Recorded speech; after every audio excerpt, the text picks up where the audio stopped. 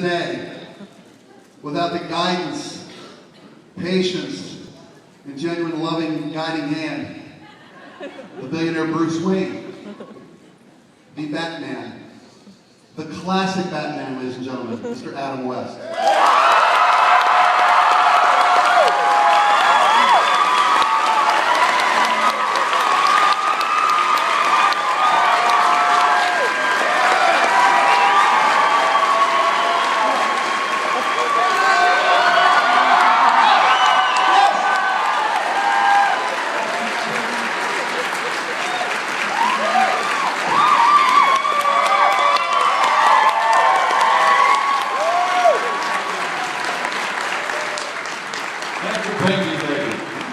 My honor, sir.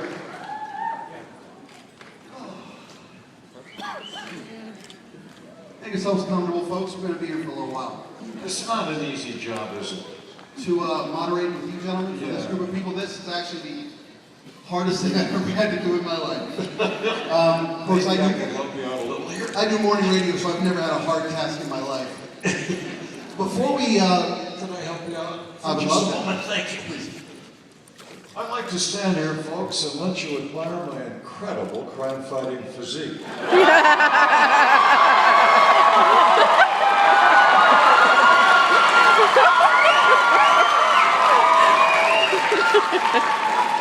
And of course, Burt's.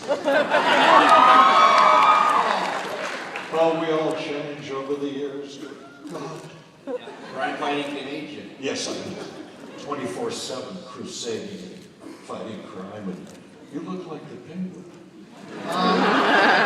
Only in the physicality sense. My mind, I hope, is pure and clean. And I really do credit you gentlemen for that. As a kid, I mentioned during my introduction of you that you guys were a part of my life for as long as I can remember. You won't be able to see it, but there's a scar right here on my forehead. Oh my God, it's just terrible. Christmas 1969. I asked for one thing and one thing only, Batman costume. And my parents and Santa lovingly delivered a Batman costume, full cowl, full cape, everything. Utility belt, I had it all. I proceeded to, at about 7:40 Christmas morning, don the entire Batman costume and dive directly through the glass door that was the front of our house. Right onto the concrete front porch of my Baltimore home, and then spent Christmas in the emergency room getting stitched back up. So I have always wanted to be Batman. Before we share with our group how you gentlemen came to be the dynamic duo, if I could start, Burt, with you. Your childhood, I found out something recently about you that amazed me. Is it true that you were the youngest professional ice skater in the history of ice skating? Yeah, my father owned a traveling ice show. It's called Rhapsody on Ice, and he put me to work at age 2. And at the time, they didn't have Ripley's Believe It or Not. It was a thing called Strange as It Seems, and they wrote it up as the world's youngest professional ice skater at 2. So he got me out working young. Got you out of working? No, got me out working. May I tell you a little story about how he got the nickname Sparky? Please. This is a G-rated audience. Anybody want us to put a governor on this or clean this up at all, or you want the real deal? If you would. He was the youngest ice skating star in the world, ice dancer. Now, one night, his flashing blades hit the electric cables as they whirled around the ice rink. You should have seen the sparks with those metal blades and the electrical cable. From then on, he was known as Sparky until he became Robin, of course. And how did that come about? What was your career path that led you to Hollywood and eventually to the opportunity to become a boy wonder? Well, for me, I was growing up in the Los Angeles area. I went to Beverly High, and I was actually at UCLA and studying acting as well as studying in a professional studio. And I was selling real estate on the weekends, and I sold a house to a producer who sent me to an agent. It was the first thing I tried out for. There were 1,100 young guys interviewed for the part of Robin. And when they selected me, which took a couple of months later, they said that the reason why they selected me to play Robin was because in their minds, the producers' minds, if there really was a Robin, that they thought I would be exactly that person. So they asked me not to act, so to speak, just to be myself and be enthusiastic. And then I met Adam at the screen test, and we screen tested together against another fine actor and another young actor. And you know, you can see it on the internet. You can see our screen test, ours and the others. And you know, I think we did a really great job, and we have a kind of a special chemistry. You know, we work really well together. Now, did you know? Oh yeah, by all means. Did you know what you were getting into? Did you know what you were auditioning for? What preconceptions, if any, did you have? I had none. I had none. When I sold the house to a producer, I asked him if he could help me get an agent. He said yes. I went to the agent. They said, you know, we can't get our current actors any work, so we're only taking you because this big producer sent you to us. Don't expect to work for a year, and if you do, you'll get a walk-on part, and you maybe have one word. So the thing that I tried out for was Batman, but I didn't know it was anything to do with Batman. They just said, called me up and said, oh, they're seeing young guys over at 20th Century Fox. Go over there. So I went over to 20th Century Fox. I met a casting director. He said, oh, would you like to meet the executive producer? I said, oh, great. I figured everybody got to meet the executive producer that way. So I went in, I met the executive producer. He looked at me. His name was William Dozier. He said, you know, you're kind of big to play this part. You know, and I said, well, I promise you, sir, I won't grow anymore. He laughed, and he thought it was pretty good. And so then I got the chance, but I still didn't know, he didn't tell me what the part was for. They just said, okay, listen, next Thursday we're going to have the screen test or whatever. I showed up there. I did my first scene with Adam as Dick Grayson and Bruce Wayne, but it didn't say Bruce Wayne or Dick Grayson. It just said Bruce and Dick in the script. Who would know what that meant? And it was after that, I said, well, thank you very much. And I started to leave. They said, no, you're not finished yet. I said, oh, really, why? They said, well, go over to the dressing room. We've got a couple of wardrobe guys over there to meet you. Is this your first look at the Batman? Well, I didn't know what it was for. Reading the dialogue, you would not know what it was for. So I went over there. I got in the dressing room. Here's these two guys standing there. He said, well, we want to help you get dressed. I said, well, thank you, but I don't really need any help getting dressed. You know, and I had kind of a strange look in their eyes, which, you know, didn't make me feel too good. But anyway, so they showed me this costume. I said, what's this? They said, oh, you got to put in this costume. I said, well, what is this, a period piece under the Shakespeare or something? No, they never told me what it was. Only when I got out there and I saw Adam in a costume, I said, why is he in this costume? You know, and I started to put two and two together. And we're glad you did. Thank you. First job for a lifetime. Adam, you I know did not grow up in Hollywood, didn't go to Beverly High. You were a Seattle boy. And a Walla Walla man. I know you were raised outside of a ranch, or a ranch outside, not outside the ranch, let you come in. Or a ranch outside of Walla Walla. How does that young man find his way to this opportunity and this role? That's kind of interesting. It was a long, bumpy, dirty, difficult road. I washed dishes. I emptied the trash.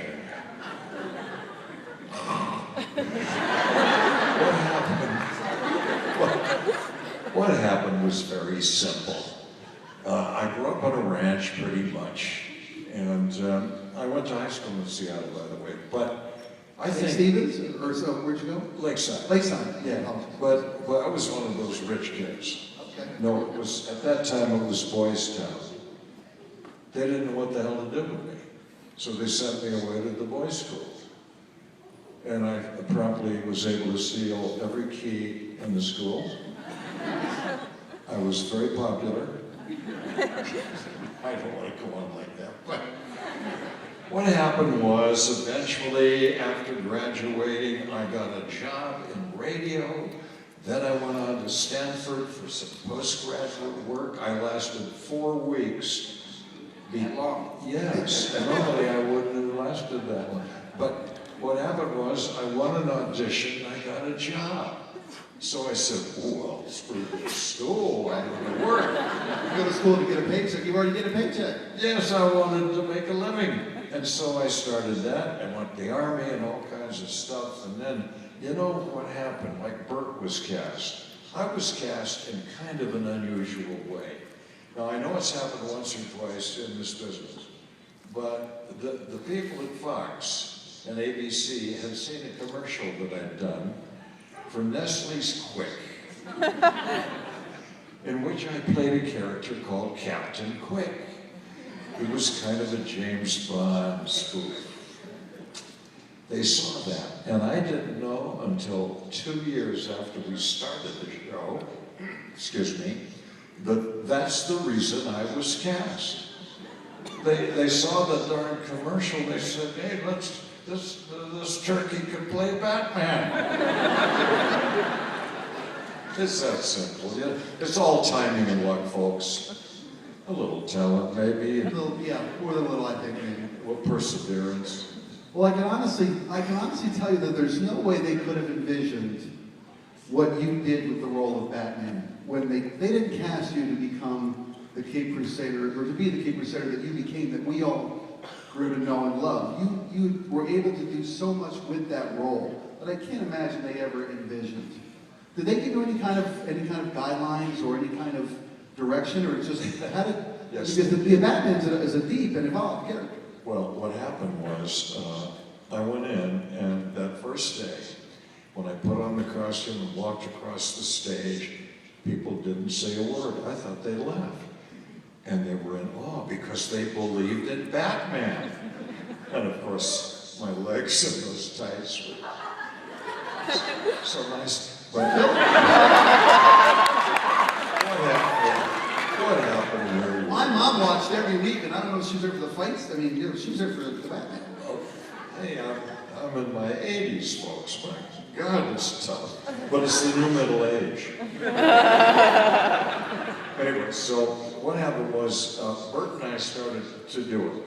And the memos started to float around the studio. People from Europe, writers, producers who saw the dailies said, what is that kid trying to do? What's he doing? We want him to be straight like the Lone Ranger. Tonto. And I just did my thing, and I just kept doing it. And you know what happened? With all that criticism, after 2 weeks of dailies, they said, yep, let this kid do whatever the hell he wants. He's funny. And it was. And it's amazing. I've done some research on the success you gentlemen achieved with your television show. The first weekly, if I remember correctly, you gentlemen pulled a 55 share of national television audiences. Yeah, it broke pretty big. Not Breaking Bad, but it broke pretty big. No, that's like Super Bowl's dream of 40 shares. This is a adventure action television program with a 55 share. Which meant that all 55% of all televisions on that night were watching one show. And Burt and I all the other figured stations that, cheered. excuse me, please, go ahead. That's right, you go right there. You're the senior bat. I will, of course. Thank you very hard. I don't know what I was going to say.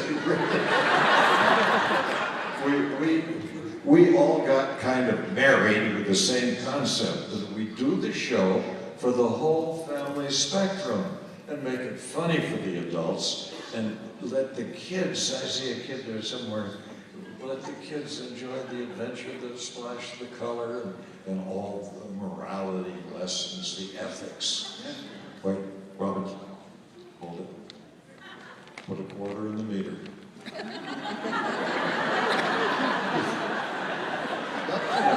Batman did not break the law. Not even you were going to legally park the Batmobile. Beautiful thing.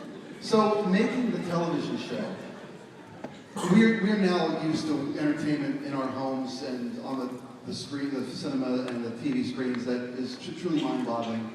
You gentlemen worked in the very, I don't want to say pioneer because I don't want to make you feel old, because I look at you two gentlemen and I can't believe that it was 50 years ago, plus, that this television show was being made. 47.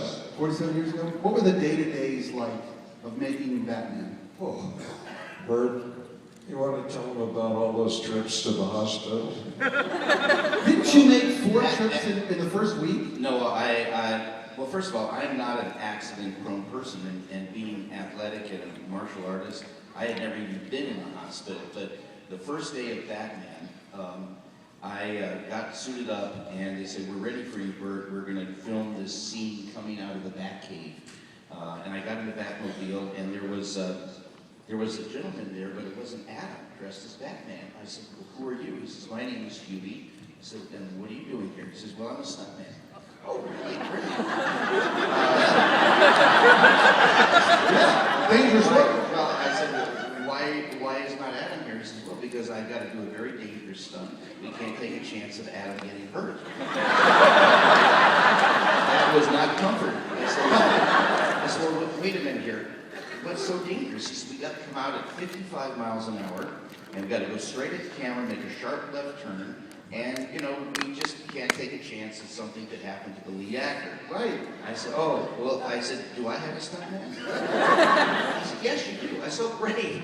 Where is he?" He says, "Oh, he's over here having coffee with Adam West." I said, "It was a terrible mistake."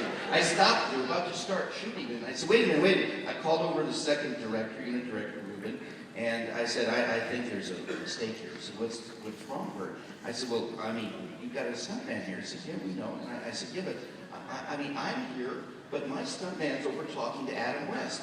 He says, "Yes, I understand that." I said, "But why isn't he here?" "Oh, well, because we can't use him." I said, "What do you mean? Why can't you use him? He doesn't look like you." I said, wait a minute. But he's selling the producer a house or something? How did he get the gig?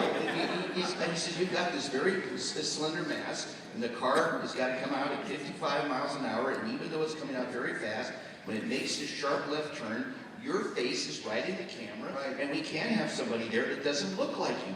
I said, "Well, why didn't you think of that? When you hired the guy, why didn't you try to find somebody that looked like him?" Tried, couldn't find him.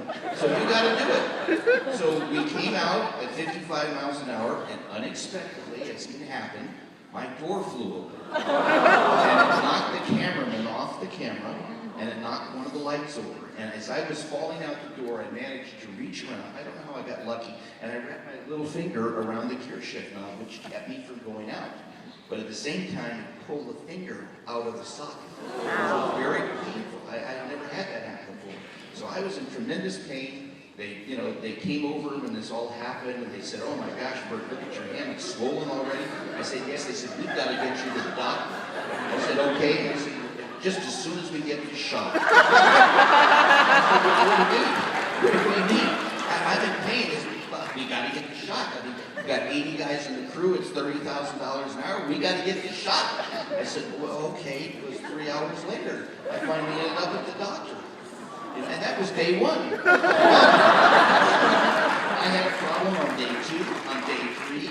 On day 2, I was coming out of a burning car with Frank Gorshin, supposed to be burning. Frank comes out as the Riddler, he jumps down, and I come out from underneath, down where the smoke was, come up at the top, and just as I'm ready to jump out, unexpectedly, the car blows up. The car hits the ground, second-degree burns to the back of my neck. I'm back there, and it's the same doctor. He says, "What are you doing here again?" I said, "You're not going to believe it. I just got hurt again." And each day there was something different. And then, of course, the scene with Adam, where the third day I'm tied down on the table with the Riddler. My hands are out like this, completely tied down. Adam is supposed to break in through the subway to rescue me. But the problem was they didn't build a breakaway set. Expensive. Oh, and there was no time. So the special effects guys, in their infinite wisdom, they put in 2 half sticks of dynamite. They nearly blew the entire soundstage down. And I'm tied down, and 2x4 comes down, hits me on the nose, breaks my nose. This is the 3rd day. But I'll tell you something. I started to suspect there was a problem. Let me tell you how. It was just before the shot. I'm tied down. It's 8 o'clock in the morning, and the special effects guys who handle the pyrotechnics are walking past me, and I smell liquor on their breath. That's a really bad sign. Meanwhile, your stuntman is having coffee with that. No doubt. He never got hurt, by the way. Did you ever, of all the stunts that you did, assume you guys did your own stuff? Well, I mean, you did. Did you guys ever, were you ever injured during the filming of the movie or the television series at all? I love danger. A stunt guy. No, we did most of our own stuff. There was one thing I wouldn't do, and that was hanging from the ladder from the helicopter over the open ocean. Okay. Now, I did that on the soundstage with a little cup of water down there or something. But when Burt handed me that shark repellent, luckily, it was close. I still have that scar. That's right, and you were beating that shark off your leg. That's right, it's a rubber shark. But, I think that's what inspired me with Jaws, by the way. I think Spielberg said it. Yes. Racing with Jaws. But there were many things that we did. And the strange thing is that every day or two, Ryan O'Neill or somebody on the soundstage doing another show would say, "What's that siren?" And the first assistant would say, "Oh, it's just Burt and Adam going to the infirmary again." The worst thing with the show was that smoke, was the colored smoke. Because in those days, it was really acrid. It was severely awful stuff. And we used to be taken in and given oxygen once or twice a day. Yes, that's why it's sit here and not cough. I'm just amazed at you two. So I want to there's so many things I want to cover. I know we have a limited amount of time. What? They told me 2 hours? I would love to go on, but I do know that I know these two gentlemen are going to be. You've been here all weekend and you've been signing autographs and posing for photographs, and we so much appreciate the opportunity to just to reach out and have you be a part of our lives for just a moment. And I know that you've got a signing session right after this that you're going back to, and then photo sessions later tonight and again tomorrow. So if you want to spend just a moment personally with these two gentlemen, they are very generous with their time. Please take the opportunity to do so. Burt, I know that you mentioned that you are a martial artist. Right. You and Bruce Lee have a fight, a very famous fight, when the Green Hornet and Kato made an appearance on the Batman. Right. That was his first ever on-screen fight. Well, Bruce Lee's first cinematic fight scene was fighting me. And we lived, I knew Bruce though before the show, and we lived in the same complex of condominiums. And he and I used to spar together, which is where you pull the punches but you're still fighting. So when they did this on Batman, it was the same executive producer who was introducing the Green Hornet show, but using Batman to make the introduction of the #1 show in the world. And they had said, look, you know, you both are good guys, and we don't want to make it look like it's anyone is getting better than the other one in the situation. Right. So we're going to just have you kind of start off and fight, and then we'll call it like, you know, a day with that. But we used to really spar together, and he was a great martial artist, and he was from Seattle. I mean, he lived in Seattle. This town? He grew up in Hong Kong, but he lived in Seattle. yeah. He had a school, a martial arts school in Seattle, and I think he's very good in Seattle. Yeah. He is. He's a treasure for our city, as are you. So, and not buried in Seattle. Not buried here yet. I remember the moment I Maybe went tonight, on. I'm not sure. When I go, you know, your Captain Quick commercial, you know, we can all find that now on the internet. We can find anything nowadays. It's all out there, and I apologize for letting them know, but they do. My 9-year-old loves the Batman television show. Loves it. And I now get jokes I didn't get when I was her age, when I watched the show. How did you guys get away with the things that you got away with? This is 1965, 66, 67. Right. I mean, the censors then, you couldn't, Ricky and Lucy were different beds and they made a baby in different beds. How did you guys get away with what you got away with?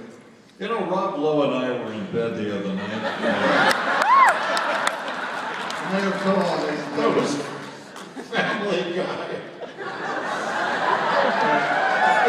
I would like to take a moment. I know.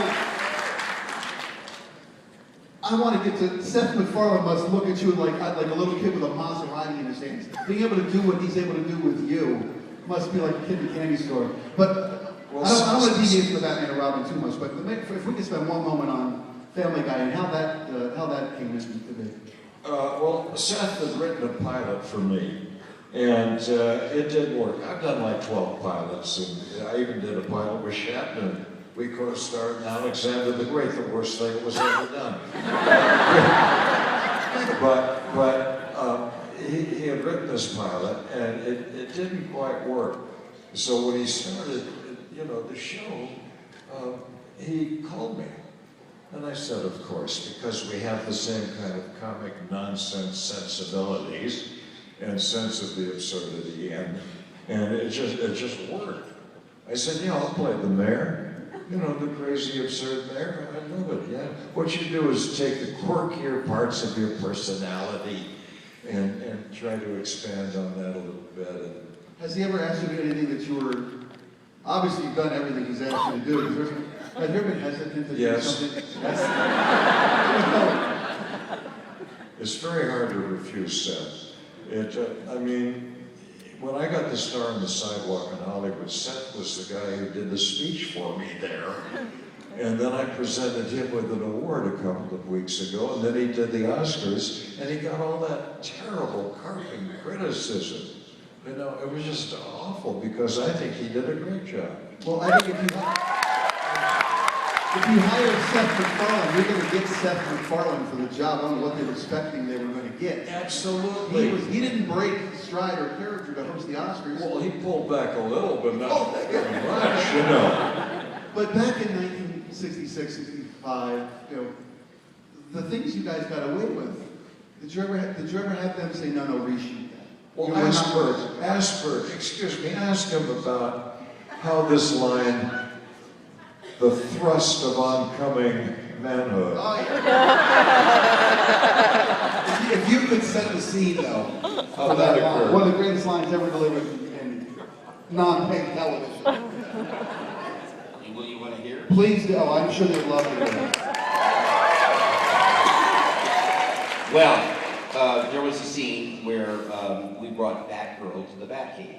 And of course, we couldn't let her really know where the Batcave was, so we had to give her this bat gas to knock her out. And then when she got into the Batcave, she saw around, and then we decided now she was going to leave, so we had to give her another whiff of bat gas to knock her out.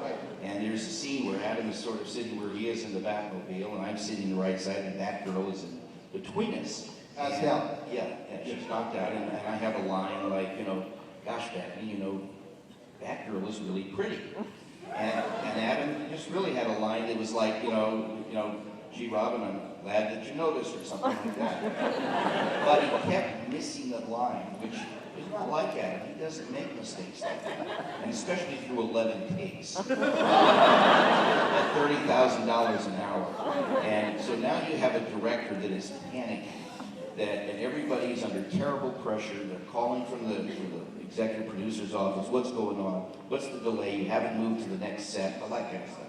So, but Adam was really smart about it because he knew how far he could, what I call, stretch the elastic before it was going to break. He knew that whatever he said on that next shot, next take, that they'd have to use it. So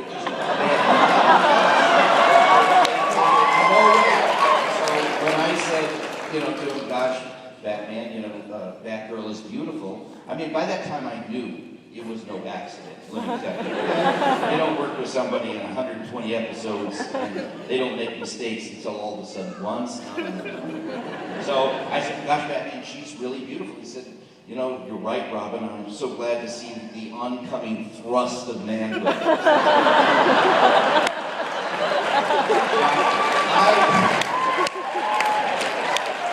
My eyes dropped in my mask, okay, but I didn't show anything. None of of the people out there knew, but a week later, we got called into the producer's office, and the censors were all over us. But what was happening with our show is because we had 2 episodes a week, they never really could do much about it because they would only catch things afterwards. They would catch it afterwards, Right. and therefore it was too late to reshoot. But there was much worse stuff than that, actually. Easy. The Catholic Legion of ECCC, Easy. when they got after me because of the Yeah. way I fit in No, my tights. no, Burt. No, not stuffing the bath towels. No. Your book, My Life in Tights. Right. The costumes, I don't even say costumes, the uniform Right. of the dynamic duo. Right. Those were so wild. That's some wild stuff. The first time you got to look at that and got into that, were you at all taken aback, hesitant at all, or Not afraid? hesitant, I was in total agony. I mean, man was not built for tights. I used to call them my python pants because they strangled me to death. But no, for me it was a difficult costume. I loved everything except the costume. 2 minutes after being in the costume, you have a film of water between your leg and the tights. It was really, really tough. And of course, fitting in tights with these scenes with all these young ladies, I don't want to go there. It was, increasingly problematic. Now, your costume, you were made to wear that costume. I can't imagine there was any uncomfortableness or unease about you putting on the cowl. Well, I tried to make it look like it was easy, and that's the whole secret.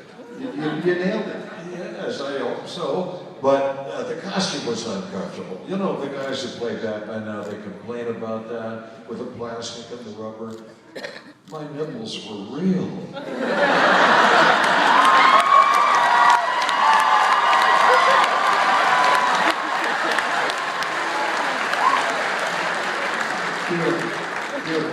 You know, you pull on that cowl, and believe me, that costume works for you. Because the moment I pulled on the cowl, I thought, just like when I was a kid. Come on, let's go out and play Batman and Robin. I'll be Batman, you be Robin. And it just works. It came through. No hero is complete without the perfect villain. You gentlemen had maybe the best collection of arch villains ever assembled. What a gal. I pale.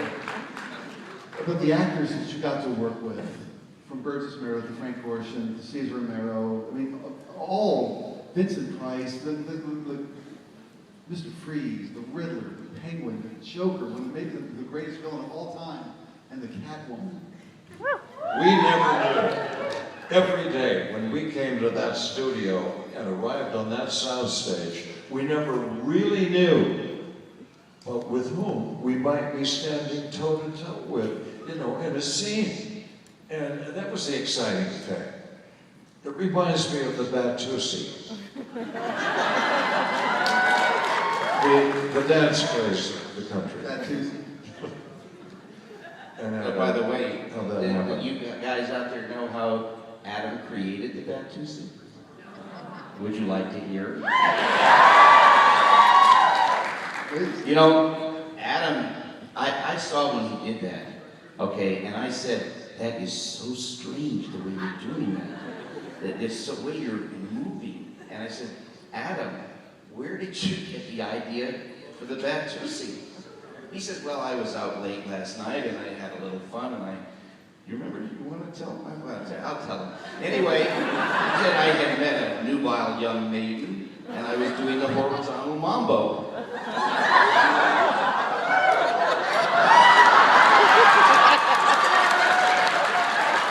Nothing like a private moment you can trust a friend. This is just terrible. The #1 show in the world. Millions and millions of fans. How did it only last 3 seasons? 3 years. 3 years. Well, that's right. You guys filmed 2 seasons, 2 episodes a week, right? It was 120 episodes. 120 episodes. So the studio pulled the plug when they had enough on film to go into reruns forever. And that was it. Burt and I were a little tired of doing it, frankly. And it We was still true. loved it, but they were losing money. Yeah. Because of all those effects. I mean, we had a crew that was twice the size of a normal film crew, and they were losing a lot of money, and it was a financial consideration. At that time, it was the most expensive show ever done. What was it per episode? I'm sorry? Where are the DVDs? Oh, that's a great question. I get asked that every day. Now, I suggest that because they're not out and these people can't make up their minds about how to share the pie, that you buy my DVD out of West Naked. Out of West.com. There's a plug there, okay? Out of West.com. They didn't do this, so I decided to do my own. It'll be out soon. It will. I have heard from the studio that it will. I finally made an agreement with Warner's and with Mattel and a bunch of other people. You see, it comes full circle, doesn't it? It does, it does. Nowadays, people who create characters like Gentleman created, they get a little what they call back end. And I slept in a Batman sleeping bag. I carried a Batman lunchbox. We mentioned the costume. Did you guys ever get anything, any kind of reward from the... Well, I still have my bat jammies. And the last night, the housekeeper wondered, oh no.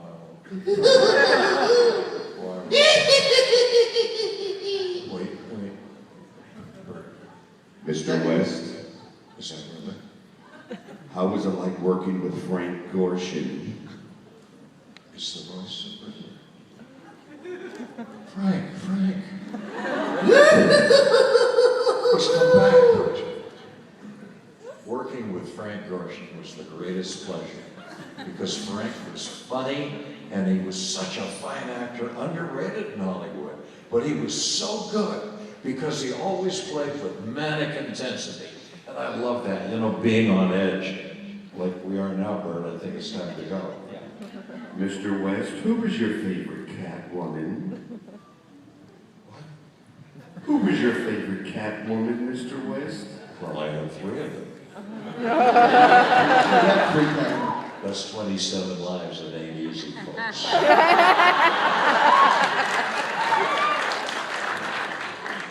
Would it be okay if we opened up the audience for some questions? Would you guys be shown to be all right with that? And I know some of the fans would love to ask a question or two. Absolutely. If anybody would like, there are a couple microphones up here in the aisle. And take it, guys. Well, this could take a week. Well, I know we have a limited amount of time available to us. The gentlemen are gonna go to a signing session. You there. Hello. My best friend is in New Jersey taking care of her grandmother right now, and she really wishes that she could be here.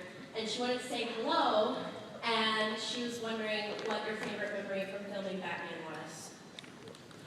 Favorite memory from filming Batman? Oh, I have so many. It would be difficult. I think that check every week. Taking the Batmobile down the bank. Yeah. We just have had so many wonderful times, believe me. And I guess you folks know that too, or you wouldn't still enjoy it. Thank you. Big Batman fan. I have a question. As far as Batman evolving over, time from you guys' awesome slapstick, funny things, to the dark thing that it's become nowadays, how do you guys feel about how it's evolved? Well, it's apples and oranges, right, Burt? And, they have the Dark Knight. I prefer to think of myself as the bright knight. I can't. I'm not a critic. I'm not a critic. Yeah, I'm not a critic. They do a wonderful job with what they do. And we didn't have that much to work with, computer enhancement and so on. We just did it. And gentlemen, thank you. Gentlemen, you sir. I was wondering what it was like, or how you came about working on Fairly Odd Parents. You work on the Fairly Odd Parents. You work on the Fairly Odd Parents. I'd like to know about how that came about. Yes, as a matter of fact, I have, and I was supposed to start one this coming week, and then I didn't like the script very much, so I may not do it. I'm sorry to say, but I think they're going to come around. I know we have a lot of folks, so thank you. Yes. How did you